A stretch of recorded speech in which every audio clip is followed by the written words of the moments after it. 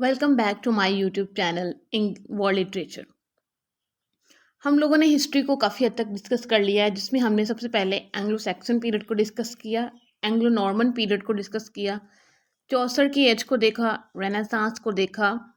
अभी तो रेनेसांस चल रहा है हमारे साथ साथ, उसमें एलिजाबेथन एज को हमने देखा। और आज जो है वो हम देखने वाले हैं जैकोबियन एज को। जो क्वीन थी उनका एरा जो है वो ख़त्म हो जाता है क्वीन की डेथ के साथ 1603 के अंदर। और जो जैकोबियन एज है वो स्टार्ट होती है 1603 से 1625 तक।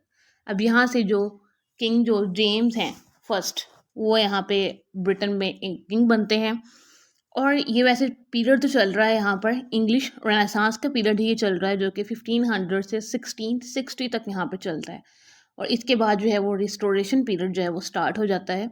लेकिन आज हम जो है वो जैकोबियन एज को डिस्कस करने वाले हैं कि जैकोबियन एज के अंदर लिटरेचर के अंदर क्या काम हो रहा था, इंग्लिश लैंग्वेज या फिर इंग्लिश लिटरेचर के अंदर उस वक्त क्या काम हो रहा था ब्रिटेन के अंदर।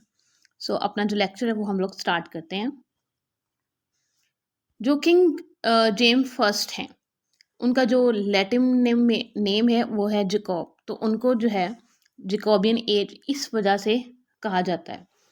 जब इनका रेन आता है तो उस वक्त जो जॉन लिली हैं उसकी डेथ हो जाती है, जो कि राइटर हम लोग एलिजाबेथन एज में हमने प्रीवियस देखे थे, उसमें थे 1606 में उनकी डेथ हो जाती है। उसके बाद नए जो न्यू प्ले राइटर्स थे, जो ड्रामाज लिख रहे थे, प्लेज लिख रहे थे उस टाइम पे, उनमें जॉन फ्लेचर हैं, फ्रांसिस बिमॉन्ट हैं, थॉमस मिडल्टन हैं, थॉमस डीकर हैं, जॉन वेबस्टर हैं। ये जो हैं उस वक्त प्ले राइट्स थे जो कि ड्रामास वगैरह लिख रहे थे। उसके बाद शेक्सपियर आते हैं, तो उनकी जो 1609 के अंदर उनकी सॉनेट्स पब्लिश्ड होती हैं। और सबसे पहले जो इन हिस्ट्री जो पहले थी वो बाइबल्स की ट्रांसलेशन हो रही थी। लेकिन जो जैकोबियन एज है, किंग जेम्स का जो इरा है, इसके अंदर फर्स्ट टाइम जो बाइबल का जो है अथोराइज्ड वर्जन है 1611 में आया था।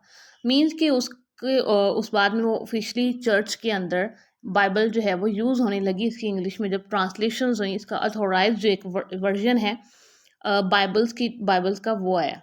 और ये आया था किंग जैकोब ने अपने इरा के अंदर ये करवाया था। नेक्स्ट अगर हम देखें तो शेक्सपियर के जो प्लेज लिख रहे थे उस वक्त शेक्सपियर, वो कौन सी फॉर्म्स के थे? वो प्रॉब्लम प्लेज लिख रहे थे, जो सोसाइटी के अंदर प्रॉब्लम्स चल रही थी, जो हिस्ट्री के अंदर प्रॉब्लम्स रह चुकी थी, उस पे वो लिख रहे थे। रोमांस प्लेज लिख रहे थे और साथ में ट्रेजी कॉमेडी। अब ट्रेजी कॉमेडी कौन से प्लेज होते हैं? ना तो वो उसमें ट्रेजिडी होती है, ना ही वो कॉमेडी होती है। मीन्स कि दोनों का जो मिक्सअप होता है वो ट्रेजिक कॉमेडी होती है। अब जैसे कि द टेम्पेस्ट जिनका है प्ले, वो ट्रेजिक कॉमेडी में आ जाएगा शेक्सपियर के प्लेज में से। उसके बाद जो शेक्सपियर की डेथ हो जाती है 1616 में। और उसके बाद शेक्सपियर के बाद एक काफ़ी अच्छे जो है ना राइटर आ जाते हैं, बिगेस्ट ड्रामाटिस्ट जिनको हम लोग कह सकते हैं, बेन जॉनसन। अब बेन जॉनसन आते हैं। बेन जॉनसन के आने के बाद जो है शेक्सपियर की तो डेथ हो चुकी है 1616 में। उसके बाद शेक्सपियर के जो वर्क्स का 1623 में फर्स्ट फोलियो आता है। और ये फोलियो लिखता कौन है? इनके जो इनके ड्रामाज जब ये लिखते थे, इनके साथ जो लोग थे उन्होंने लिखा था। और इसका जो प्रीफेस था इनके वर्क्स का शेक्सपियर का, वो बेन जॉनसन ने खुद लिखा था। ठीक है, क्लियर यहाँ तक? नेक्स्ट अगर हम बात करें तो जो हैं जॉन वेबस्टर जो हैं, इनके भी जो है वो रिवेंज प्लेज हैं। अब रिवेंज प्लेज कौन कौन से हैं? द वाइट डेवल इनका एक रिवेंज प्ले काफ़ी फेमस है। The duchess of Malfi 1613। अब इन्होंने जो जॉन वेबस्टर थे रिवेंज प्लेज लिख रहे थे, तो ये दोनों जो है इनके प्लेज हैं। और ये इन्होंने रिवेंज प्ले वाला जो है, जो राइटिंग स्टाइल है, वो कहाँ से लिया था?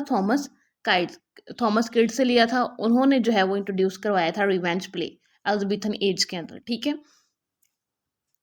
नेक्स्ट अगर हम देखें तो जॉर्ज, फिर हमारे पास चैपमैन आ जाते हैं इसी एज के अंदर। अब जो जॉर्ज चैपमैन है, इन्होंने पोइट्री को ट्रांसलेट, जो इनके पोइट्री में इनका काफ़ी हमें काम मिल जाता है।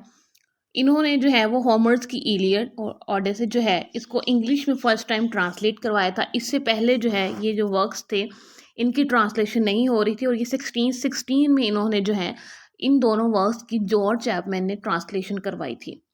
और अगर हम लोग रिवेंज प्ले की और एग्जांपल देखें तो थॉमस मिडल्टन और विलियम रॉले का जो द चेंजलिंग रिवेंज प्ले है उनका, ठीक है।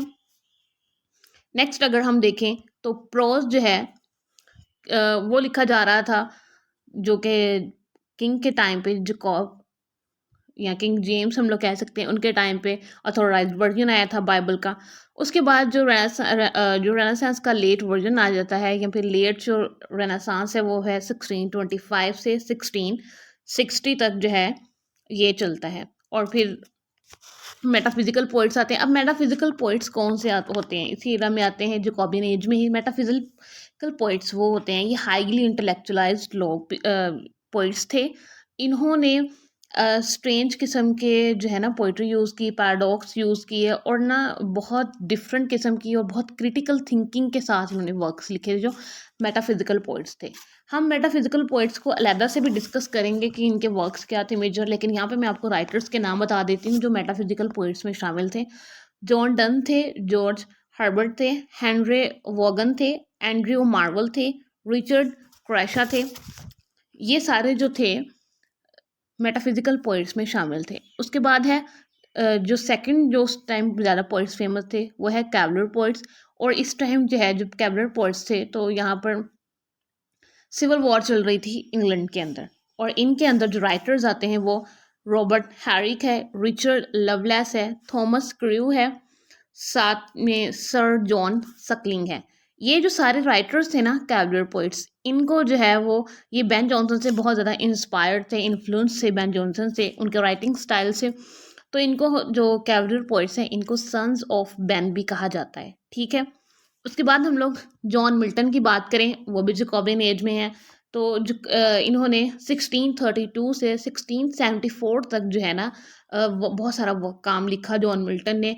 जॉन मिल्टन एक लास्ट ग्रेट पोइट कह सकते हैं इस इरा के अंदर, और इन्होंने जो है वो एपिक पोइट्री लिखी है जॉन मिल्टन ने। और हम लोग इनकी एग्जांपल अगर इनके वर्क की देखना चाहें तो है पैराडाइज लॉस्ट, एक बेस्ट एग्जांपल है हमारे पास इनके वर्क्स की, जो कि इनका बहुत फेमस वर्क है पैराडाइज लॉस्ट। नेक्स्ट हम फ्रांसिस बेकन को देखें तो इन्होंने जो है वो प्रोज में राइटिंग के, इनके एसेज ज़्यादा फेमस है, जैसे कि वो ऑफ राइटिंग, ऑफ ट्रैवलिंग, तो ये इनके जो फेमस एसेज हैं। उसके बाद जब किंग जैकब का जो टाइम है वो ख़त्म हो जाता है, जैकोबियन एज यहाँ पे ख़त्म होती है, तो साथ चार्ल्स फर्स्ट ऑफ इंग्लैंड आ जाते हैं। और जो इस वक्त बेकन की जो है वो डेथ हो चुकी होती है, चार्ल्स फर्स्ट जब इंग्लैंड के किंग बनते हैं। और जो मिल्टन के जो ग्रेट वर्क्स हैं वो पब्लिश हो रहे होते हैं। उसके बाद जो है चार्ल्स फर्स्ट की एग्जीक्यूशन हो जाती है, जो इनको एग्जीक्यूट कर दिया जाता है जब इंग्लैंड के अंदर सिविल वॉर जो है वो एंड होती है।